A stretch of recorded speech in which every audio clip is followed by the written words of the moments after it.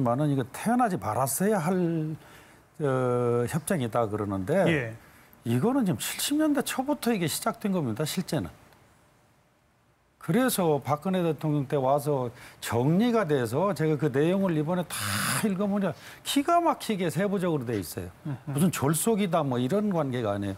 그래서 저는 연장을 해야 된다고 봅니다. 국익과 협상력을 높인다고 강병원 의원님께서 말씀하시는데 저는 그렇지 않다고 봐요. 그 사실관계를 하나 예. 바로 잡아야 될 것 같은데요.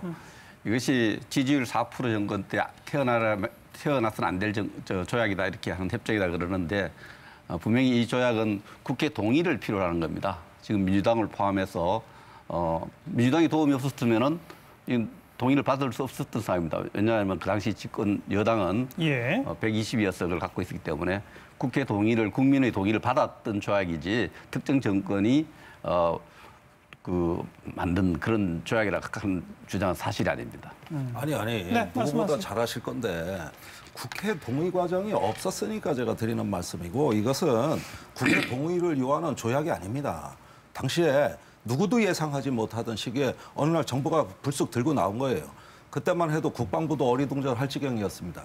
원래 계획은 2017년 초에 한일 국방장관이 모여서 이거를 정식으로 조인을 하고 공표를 하기로 이렇게 해놨는데 청와대에서 전화가 왔어요.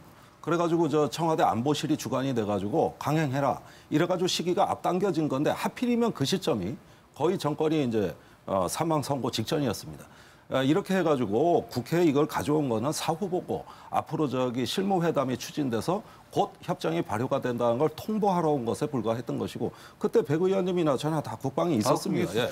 그래서 여기서 무슨 동의를 그리고 저는 동의한 적 없습니다. 민주당 물론이고요. 민주당 전원 다 반대했어요. 그러나 이것이 법적인 동의 요건을 구하지 않는 형태를 띠었기 때문에 이것은 결국 졸속으로 처리됐던 것이고 지금에 와서까지 그 협정의 이행 과정이나 모든 과정들이 사실은 들여다볼 수 없게 철저히 막아놨습니다. 이 얘기 나왔으니까 그 대목 시작할 때 2016년 당시 얘기를 두 분도 한 말씀씩 해보시죠. 강 의원님. 제가 봐서는 이게 2009년도에 북한이 그 핵실험을 하고 2차 핵실험을 하고 우주 로켓을 쏘죠. 이때 이제 일본이 바짝 긴장을 하게 됩니다. 왜냐하면 이 정보에 대해서 일본은 한참 늦게 알게 되는 거거든요. 우리는 한미연합사령부를 통해서 이거를 실시간으로 파악할 수가 있지만 일본은 이런 정보를 굉장히 뒤늦게 파악을 하게 됩니다. 그러다 보니까 2010년에 일본의 외무상이 우리 정부에 적극적으로 요청을 했고 그래서 이명박 정부가 2012년에 이 국무회의를 여러 가지 비밀리에 통과시켰다가 우리 국민들이 뒤늦게 알게 되니까 발칵 뒤집혀가지고 이명박 정부 스스로 취소를 했었습니다. 12년에는 하려다 못했던 거는 확인이 된 사실이죠. 국무회의를 통과를 시켰는데 우리 국민들에게 비밀리에 통과시켰던 게 들통이 나가지고 정부가 스스로 취소를 시켰습니다. 그 뒤에 나왔던 게 2016년입니다. 그 당시 한번 생각해 보십시오. 2016년 7월에 사드가 배치가 됐습니다. 그걸 얼마나 대한민국이 끌었습니까? 그리고 2016년 11월에 이거를 추진시켰는데 정말 우리 김종대 의원님 말씀하셨습니다만 그게 탄핵 한 보름 전입니다. 그 경황 없던 사이에 이거 하나를 김관진 안보실장이 통과시켰거든요. 많은 의문점들을 갖고 있는 지소미아였습니다.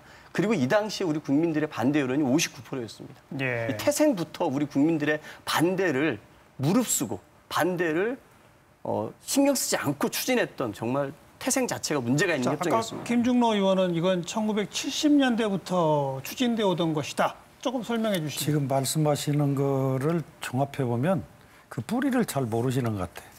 70년도부터 70년도 초부터 정보규를 하고 89년도에 노태우 정권에서 제의를 합니다. 그리고 2009년까지 계속 저희가 요청을 해요. 그때까지만 해도 일본의 정부 자산이라는 건 아주 대단했지만 한국의 정부 자산 아주 열악하게 그지없었어요. 그때까지는 일본이 이걸 맺어봐야 실익이 없어요. 그러다 2009년도, 2010년도에 대포동 2호 발사하고 핵무기 실험을 하고 그러면서 이제 일본이 약간 관심을 갖게 돼요. 그래가지고 결국은 2014년도에 한미일 약정이 이루어지거든요. 정보 공유 약정이.